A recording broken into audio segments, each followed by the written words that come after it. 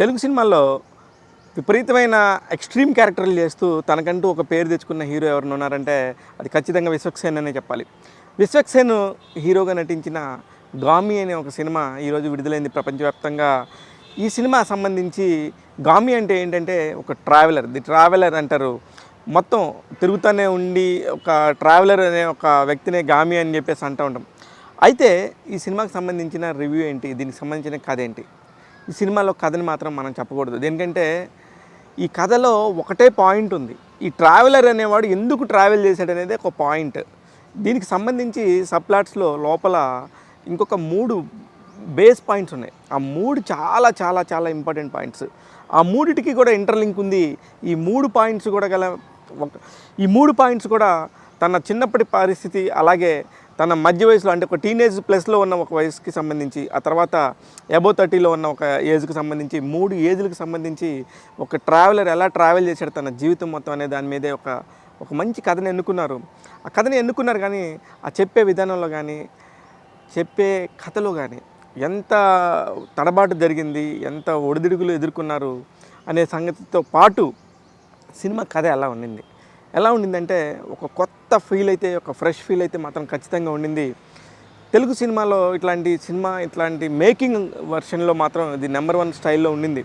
కారణం ఏంటంటే అతను తీసుకున్న నేపథ్యం కానీ మొత్తం మంచుతో కూడుకొని మొత్తం అసలు వాతావరణం అంతా కూడా రెగ్యులర్గా ఉండే వాతావరణం కాకుండా ఎక్స్ట్రీమ్ వాతావరణంలో ఉండే వాటికి సంబంధించిన మొత్తం విజువల్స్ కానీ అవన్నీ తీసుకుంటూ వచ్చాడు డైరెక్టరు. దానికి తగ్గట్టుగానే విశ్వక్సేన్ నట విశ్వరూపం కూడా చూపించాడు. ఏం మాత్రం మొహమాటం లేదు.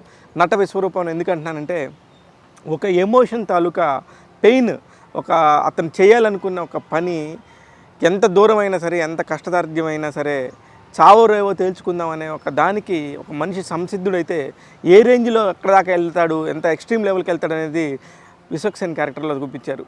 ఇకపోతే దేవదాసి క్యారెక్టర్లో అభినయ కానీ, ఇక చాందినీ చౌదరి ఒక డాక్టర్ పాత్రలో, ఇవన్నీ కూడా వీళ్ళందరూ కూడా ట్రావెలర్స్ లాగా, మధ్యలో దయానంద్ రెడ్డి పాత్ర ఒకటి, ఇవన్నీ కూడా చాలా ఇంపార్టెంట్ రోల్స్ ప్లే చేశాయి. కానీ బట్ ఫైనల్గా వచ్చేసరికి ఈ సినిమా ఎటువంటి ప్రేక్షకులకు ఆకట్టుకుంటుంది, ఏ రేంజ్లో ఉండబోతుంది అనే దానికి మాత్రం ఇప్పుడు చెప్తాను.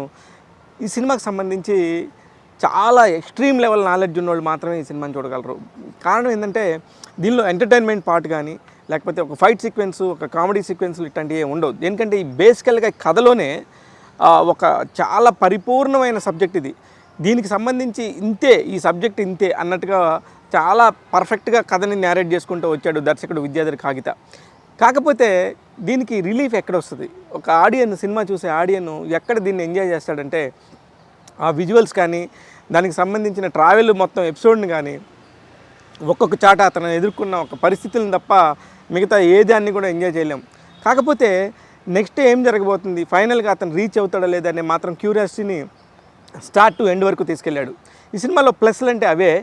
మైనస్ల విషయానికి వస్తే ఫస్ట్ నుంచి కూడా ఈ సినిమా స్టార్ట్ అయిన దగ్గర నుంచి కూడా చాలా కన్ఫ్యూషన్గా ఒక 3 పార్ట్స్ని ఎడిట్ చేసుకుంటూ ఒక్కొక్క షాట్కి సంబంధించి డివిజన్ని ఇంకొక వెనక్కి వైపు తీసుకెళ్తూ తన కెరీర్ని చూపించే ప్రయత్నంలో బాగా ఎడిటింగ్లో చాలా కొత్తదనాన్ని చూపించాలని ప్రయత్నించాడు. కానీ అది సామాన్య ప్రేక్షకుడికి అర్థమయ్యే పరిస్థితి అయితే ఖచ్చితంగా లేదని చెప్పాలి. ఇకపోతే ఇంకొక పాయింట్, ఎక్కడ రిలీఫ్ ఉండదు ఈ కథలో కానీ, దీనికి సంబంధించిన వేరే విజువల్గా కానీ. మనకి స్టార్ట్లో ఏ విజువల్ కనబడుతుందో సినిమా ఎండ్లో కూడా అదే విజువల్ కనబడుతుంది. అంత లెంగ్త్ అంతా కూడా అలానే ఉండింది. ఇకపోతే ఈ సినిమా సాంగ్స్ పరంగా ఇప్పుడు మనకి ఏదన్నా ఒక సినిమాని నెక్స్ట్ లెవెల్కి తీసుకెళ్లాలంటే మ్యూజికల్ పరంగా బాగా వెళ్తుంది. కానీ అందులో అతని పెయిన్కి సంబంధించిన సాంగే తప్ప ఇంకెక్కడ ఏమి పాజిటివ్గా ఎక్కడ కనిపించలేదు. ఇలాగా ఎన్ని నెగిటివ్ పాయింట్స్ ఉన్నాయి. అందుకని ఈ సినిమాని చాలా ఎక్స్ట్రీమ్ లెవెల్లో ఉన్నవాళ్ళు మాత్రం చూడగలరు. కానీ బాటమ్ లైన్ ఏంటంటే బాగా కొత్తదనాన్ని ఆదరించే వాళ్ళకి మాత్రం ఒక కొత్త పిక్చర్ చూడాలి, ఒక నెక్స్ట్ లెవెల్ జనరేషన్కి సంబంధించిన సినిమా చూడాలంటే మాత్రం ఖచ్చితంగా గామిని చూడొచ్చు. కానీ ఈ పర్సంటేజ్ ఆఫ్ పీపుల్ చాలా తక్కువని నా నమ్మకం. ఇకపోతే ఈ సినిమాకి సంబంధించి ఇంకా మెయిన్ ఎక్స్ట్రీమ్ పాయింట్స్ ఏంటంటే నాకు పాయింట్ అసలు ఏ సంవత్సరంలో జరుగుతుందనే పాయింట్ ఎక్కడా చెప్పలేదు. కారణం అది ఎక్కడన్నా ఏ పాయింట్ అని చెప్తే దాన్ని మనం పట్టుకుంటామనే ఒక ఉద్దేశం అయి ఉండొచ్చు దర్శకుడిది. అందుకని ఆ టైం పీరియడ్ అనేది ఎక్కడ లేదు. ఎందుకంటే దేవదాసులు ఇప్పుడు లేరు, దానికి సంబంధించిన టైం పీరియడ్ ఏంటి, ఇతను ఎందుకు అలా అయిపోయాడు, ఇతని టార్గెట్ ఏంటి, ఇతని టార్గెట్ రీచ్ అవ్వడానికి ఇలాంటి ఒకటే ఒక ఎక్స్ట్రీమ్ పాయింట్ ఎక్కడైనా ఉంటుందా అంటే ఎక్కడ ఉండదు. ఇలాంటి సందర్భాలన్నీ కూడా కొంచెం నెగిటివ్ అని చెప్పాలి. ఎనీవేస్, ఈ సినిమాని చూస్తే మాత్రం ఓన్లీ విశ్వక్సేన్ అభిమానులు మాత్రం ఖచ్చితంగా ఎంజాయ్ చేస్తారు. ఎందుకంటే అతని నటన, అతని పర్ఫార్మెన్స్, అతను తీసుకున్న డెడికేషన్గా సంబంధించి కానీ ఇవన్నీ అద్భుతంగా ఉన్నాయి. ఇకపోతే విజువల్స్గా మాత్రం వండర్ చేశారని చెప్పాలి. ఎక్స్ట్రీమ్ తెలుగు సినిమాల్లో ఇంతవరకు ఎప్పుడు చూడనన్ని విజువల్స్, బ్యూటిఫుల్ విజువల్స్, అటువైపు ఓల్డ్ వెర్షన్లో కానీ ఇటువైపు న్యూ జనరేషన్కి సంబంధించి కానీ చాలా బాగా తెరకెక్కించారని చెప్పాలి. గామి సినిమాకి సంబంధించి ట్యాగ్ తెలుగు ఇస్తున్న రేటింగ్ 2.5/5. నేను మీ శివ మల్లాల. దేవుడు ఉన్నాడు అంటే దెయ్యం కూడా ఉన్నట్టుగా నమ్మాల్సిందే. ఇలాంటి ఒక చిన్న లాజిక్ని పట్టుకొని ఒక కమర్షియల్ ఎలిమెంట్తోనే ఒక సినిమా తీస్తే ఎలా ఉంటుందంటే అది గోపిచంద్ హీరోగా నటించిన భీమా సినిమాలా ఉంటుంది. ఏ హర్ష దర్శకత్వంలో కేకే రాధామోహన్ నిర్మించిన ఈ చిత్రం చాలా కమర్షియల్గా నెక్స్ట్ లెవెల్లో ఉండేటట్టుగా అనిపించింది. ఎందుకంటే సినిమా చూస్తున్నంతసేపు ఎంటర్టైన్ అవుతూనే ఉంటాము. చాలామంది ఎక్కువ మంది ఆర్టిస్టులు ఉండటంతో చాలా మంచి స్కోప్ ఉంది అనిపించింది. భీమా సినిమా కథా విషయానికి వస్తే కనుక ఫస్ట్ హాఫ్లోనే హీరో ఎంట్రీనే ఒక మాస్ కమర్షియల్ పోలీస్ ఆఫీసర్ లాగా ఎంట్రీ ఇస్తాడు. అక్కడ ఒక మంచి ఫైటు, ఒక మంచి సాంగ్తోని ఓకే ఇది కమర్షియల్ సినిమాకి కావాల్సిన కరెక్ట్ హంగులతో స్టార్ట్ అవుతుంది అనుకునేట్టుగా సినిమా స్టార్ట్ అవుతుంది. ఇక అక్కడి నుంచి చాలామంది విలన్స్ ఉండటంతో రకరకాలుగా కథని అనేక వాయిట్ల నుంచి తీసుకెళ్తారు. చాలా పెద్ద స్పాన్ ఉన్న కథ ఇది. ఈ కథకి ఫస్ట్ హాఫ్లో ఒకలాగా జరుగుతూ ఉన్న దగ్గర ఇంటర్వెల్ సీక్వెన్స్కి వచ్చేసరికి అబ్బా ఇది చాలా బాగుండిందే, ఇది చాలా కొత్తగా ఉండిందే అనిపించింది. ఇక్కడ ఒక ఎలిమెంట్ని పాజిటివ్గా తీసుకొని ఇక్కడి నుంచి ఎందుకున్న కథ క్లైమాక్స్ దాకా నెక్స్ట్ లెవెల్కి వెళ్తూనే ఉంటుంది. ఎక్కడ ఆగదు కూడా. అంత పర్ఫెక్ట్గా ఈ కథను రాసుకున్నాడు. ఫస్ట్ హాఫ్లో ఈ కథ సీన్స్ రాసుకున్నప్పుడు చాలామంది క్యారెక్టర్స్తో ఎంటర్టైన్ అవుతూ ఉంటే అనేక సినిమాలు మనకు గుర్తు వస్తూ ఉంటాయి. కానీ సెకండ్ హాఫ్కి వచ్చేసరికి దీన్ని ఎంతటిని తీసేసి ఫ్రెష్గా ఈ కథలోకి తీసుకెళ్లిన విధానం నాకు చాలా నచ్చింది. దర్శకుల్లో చాలా టాలెంట్ ఉండింది. దానికి ముఖ్యంగా కొన్ని సీన్లు ఉన్నాయి. ఒక చిన్న యాక్సిడెంట్ సీన్లో 14-15 నెంబర్ అని ఒక నెంబర్ పెడతాడు. ఆ యాక్సిడెంట్ సీన్లకు సంబంధించి దాని లీడ్ని క్లైమాక్స్లో తీసుకుంటాడు. ఇలాంటి అనేక సీన్స్ ఉండటంతో సినిమా క్లైమాక్స్కి వచ్చేసరికి అది చాలా బాగుంది అనిపించే ఒక ఫీలింగ్ అయితే ఖచ్చితంగా క్రియేట్ చేశాడు. ఈ సినిమాకి సంబంధించిన ఇంకా పాజిటివ్ ఎలిమెంట్స్ గురించి మాట్లాడితే ముఖ్యంగా నటీనటుల గురించి మాట్లాడాలి. మాళవిక శర్మ, ప్రియాశంకర్ భవాని ఇంకో హీరోయిన్, వీళ్ళిద్దరూ కూడా కమర్షియల్గా కూడా చాలా చాలా చాలా ఎసెట్ అవుతారు. ఇకపోతే ఈ తీసుకున్న ఎలిమెంట్స్కి సంబంధించి ఒక గుడిని తీసుకున్నారు. ఆ గుడి ఎలిమెంట్ తీసుకున్న విధానం చాలా బాగుండింది. 5 శతాబ్దాల కథ అంటూ చెప్తాం అనేది ఇంకా బాగుండింది. ఇట్లాగే రకరకాల మూలికల గురించి కానీ ఆయుర్వేదం గురించి కానీ మాట్లాడిన విషయాల్లో నాజర్ క్యారెక్టర్ చాలా బాగా అనిపించింది. ఇట్లా ప్రతి ఒక్క దగ్గర గురించి ఒక్కొక్క దగ్గర ఒక్కొక్క ట్విస్ట్ రావడంతో సినిమాలో చాలా positive points, commercial element points ఉన్నాయని చెప్పి అనుకోవచ్చు. ఇకపోతే ఈ సినిమాకి సంబంధించిన నెగిటివ్ విషయానికి వస్తే ఫస్ట్ హాఫ్లో చాలా చోట్ల కూడా అవసరం లేని కామెడీ, ఎందుకు చాలా చిన్నగా అనిపించింది అనే ఒక ఫీలింగ్ అయితే క్రియేట్ అవుతుంది. ముఖ్యంగా ఆ హీరోయిన్ని హాస్టల్ సీన్స్ ఉంటాయి కొన్ని, అవైతే నిజంగా కొంచెం వెగటబుట్టించే సీన్ లాగానే అనిపించినాయి. మిగతా అంతా కూడా మిగతా అంతా కూడా కథ సెటిల్ అయిపోయి అందరూ ఒక్కొక్క క్యారెక్టర్ని కనుక కనెక్ట్ అవుతూ వెళ్ళినప్పుడు చాలా బాగా అనిపించింది. ఇట్లా చెప్పుకుంటూ పోతే ఈ సినిమాలో చాలామంది నటీనటులు ఉన్నారు. వాళ్ళందరూ కూడా చాలా ఎంటర్టైన్ చేశారు. ముఖ్యంగా రఘుబాబు కానీ, రచ్చరవి, వెన్నెల కిషోరు, జబర్దస్త్లో నటించిన రోషిని, వీళ్ళందరూ కూడా చాలా వరకు కథకి చాలా ఉపయోగపడ్డారు. చమ్మక్ చంద్ర క్యారెక్టరు, ఇట్లాగా అనేక రకాల క్యారెక్టర్స్ ఉండటంతోనే చాలా కథకి నిండుదనం వచ్చింది.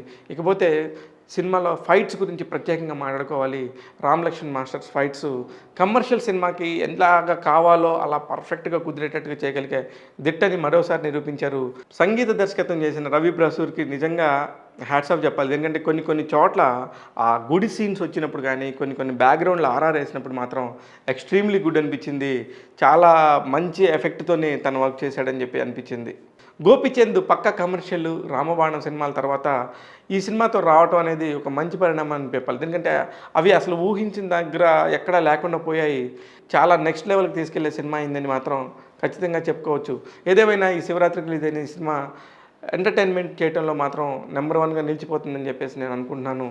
భీమా సినిమాకి సంబంధించి ట్యాగ్ తెలుగు ఇస్తున్న రేటింగ్ 3/5. నేను మీ శివ మల్లాల. అప్పుడప్పుడు మలయాళంలో, తమిళ్లో చిన్న చిన్న సినిమాలు వస్తూ ఉంటాయి. అయి అక్కడ సంచలన విజయాలు సాధించి అక్కడి నుంచి తెలుగుకి అనువాదం జరుగుతాం అనేది మనం చూస్తూనే ఉంటాం. అలాంటి ఉదాహరణగా మనం గమనిస్తే గతంలో అనేక సినిమాలు కూడా అలా వచ్చి పెద్ద పెద్ద హిట్లయినాయి. ఇప్పుడు అదే కోవలో 'ప్రేమలు' అనే సినిమా మన తెలుగులోకి వచ్చింది. అలాంటి ఒక 'ప్రేమలు' సినిమా ఎలా ఉండింది? దానికి ఏమైనా పెద్ద అద్భుతం ఏమైనా చేశారా? మేకింగ్‌లో పెద్ద విజువల్ వండర్ ఏమైనా ఉందా? ఇట్లాంటియన్నీ కూడా ఇప్పుడు చెప్తాను. 'ప్రేమలు' సినిమాకి సంబంధించి హీరో, హీరోయిన్ నస్లీన్ అలాగే మమిత. వీళ్ళిద్దరూ ఒక చిన్న క్యూట్ లవ్ స్టోరీ ఇది.